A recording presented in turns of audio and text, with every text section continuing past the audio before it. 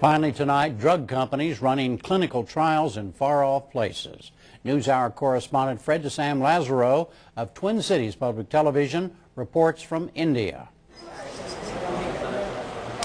They hold outpatient eye clinics 3 days a week at St. George's, one of the oldest public hospitals in Mumbai or Bombay. Dozens of patients vie for attention from doctors like Yasmin Bhagat.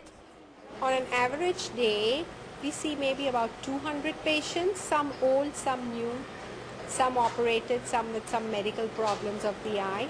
None for more than about 5 minutes.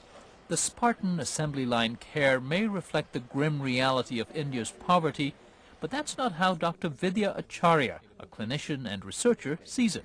We are very rich. We are very rich in our clinical material. So what if we are a poor country? India, she says, is rich in clinical material.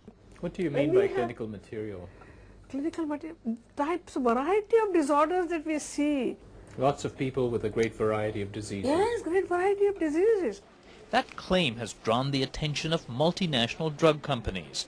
Clinical trials are a tedious, expensive, and critical phase in the development of new drugs, and companies from Pfizer to Glaxo have begun moving them to India, drawn by its large supply of scientists, doctors, and most of all, patients.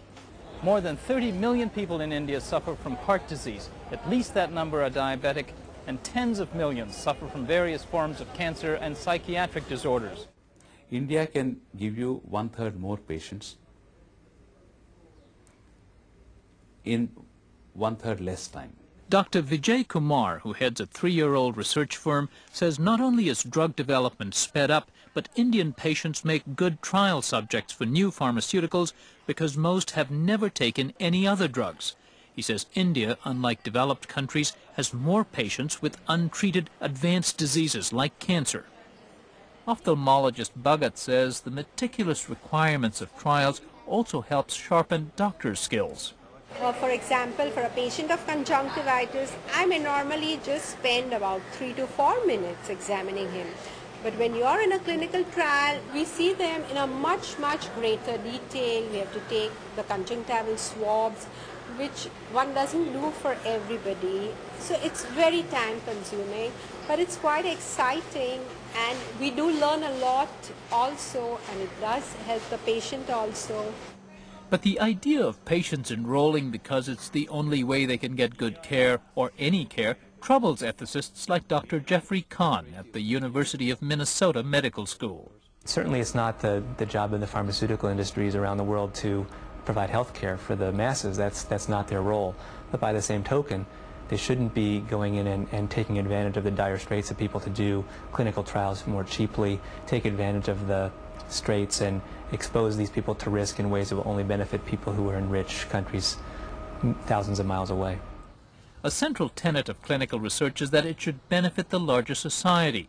And Kahn says there cannot be two societies, one taking the risks, the other the benefits. There needs to be some assurance that the benefits of it would go to the population from whom the participants come, so that the drugs would be used, say, in diabetics in India, if it was a diabetes clinical trial using Indian subjects, and not to develop a new drug that would be used in Western Europe and the United States solely.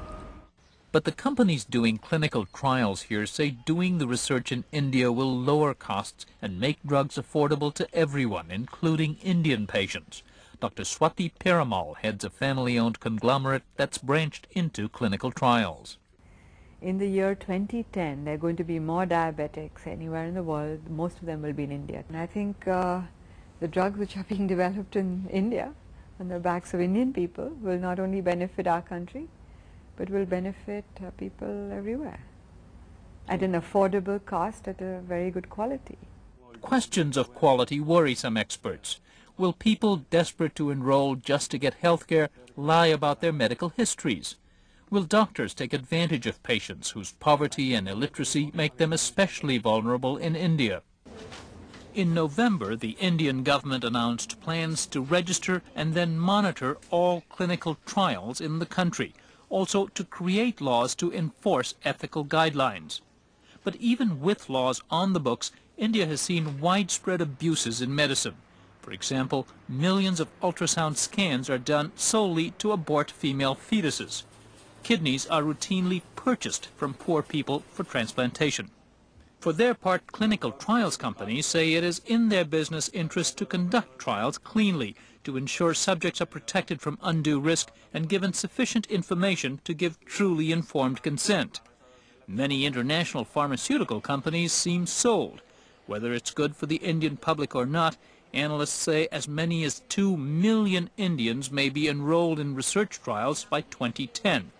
Just 3 years ago, that number was perhaps 2,000.